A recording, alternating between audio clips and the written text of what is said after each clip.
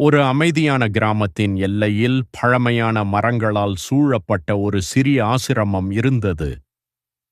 அந்த ஆசிரமத்தில் ஒரு ஞானமிக்க மந்திர குரு வாழ்ந்து வந்தார். அவர் மிகவும் எளிமையானவர், ஆனால் அனைவரும் அவரை மிகுந்த மரியாதையுடன் பார்த்தார்கள். அந்த குருவிடம் பலரும் மந்திரம் கற்க வந்தார்கள். அவர்களுள் ஒரு சிறுவனும் இருந்தான். அவன் மிகவும் ஆர்வமுள்ளவன். அவனுக்கு மந்திரம் கற்றுக்கொள்ள வேண்டும் என்ற ஆசை மிகுந்தது. மந்திரம் கற்றுக்கொண்டால் வாழ்க்கையில் எல்லாம் எளிதாகிவிடும் என்று அவன் நம்பினான். நான் இப்போது உங்களுக்குச் சொல்லப் போகும் கதை அந்த சிறுவன் எப்படி உண்மையான மந்திரத்தை கண்டுபிடித்தான் என்பதை குறித்து. அந்த சிறுவன் தினமும் குருவிடம் சென்று மந்திரம் கற்றுக் கொடுக்க சொல்லிக் கொண்டே இருந்தான். குரு அவனை கவனமாக பார்த்தார்.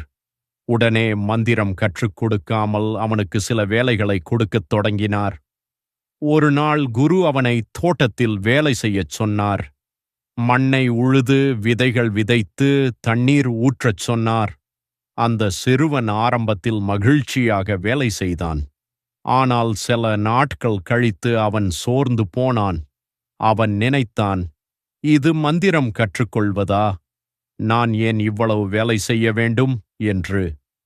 ஆனால் குரு எதையும் சொல்லாமல் அமைதியாக அவனை பார்த்து கொண்டே இருந்தார். அந்த குரு ஒரு முக்கியமான பாடத்தை அவனுக்கு கற்றுக் கொடுக்க நினைத்தார். நாட்கள் சென்றன, விதைகள் முளைத்தன, சிறிய தாவரங்கள் வளரத் தொடங்கின. அந்த சிறுவன் தினமும் தண்ணீர் ஊற்றி களையெடுத்து அவற்றை பாதுகாத்தான். மெல்ல மெல்ல அவன் மனதில் ஒரு மாற்றம் ஏற்பட்டது. வேலை செய்வதில் அவனுக்கு ஒரு அமைதி கிடைத்தது. அவன் செய்த உழைப்பின் பலனை அவன் கண்களால் காணத் தொடங்கினான். ஒரு நாள் அந்த தோட்டம் முழுவதும் பச்சை நிறத்தில் அழகாக மாறியது. மலர்கள் மலர்ந்தன, மரங்கள் உயரமாக வளர்ந்தன. அந்த காட்சி மிகவும் அழகாக இருந்தது.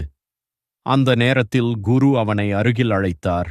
இப்போது அந்த தருணம் மிகவும் அமைதியானதும் அர்த்தமுள்ளதும் என்று அந்த சிறுவனுக்கு தோன்றியது. குரு அந்த தோட்டத்தை காட்டி மெதுவாக அவனுக்கு உண்மையை புரிய வைத்தார். எந்த மந்திரமும் இல்லாமல் அவன் உழைப்பால் இந்த அழகான தோட்டம் உருவானது என்பதை அவன் உணர்ந்தான். அந்த நேரத்தில் அந்த சிறுவன் உண்மையான மந்திரம் என்ன என்பதை புரிந்து கொண்டான். மந்திரம் என்பது எதுவும் மாயம் அல்ல, அது நம் உழைப்பும் முயற்சியும் தான் என்று. நாம் எதைச் செய்தாலும் முழு மனதுடன் உழைத்தால் அது நிச்சயமாக நல்ல பலனை தரும் என்று அவன் புரிந்து கொண்டான். அந்த சிறுவன் இனி மந்திரம் தேடவில்லை. அவன் தனது உழைப்பில் நம்பிக்கை வைக்கத் தொடங்கினான்.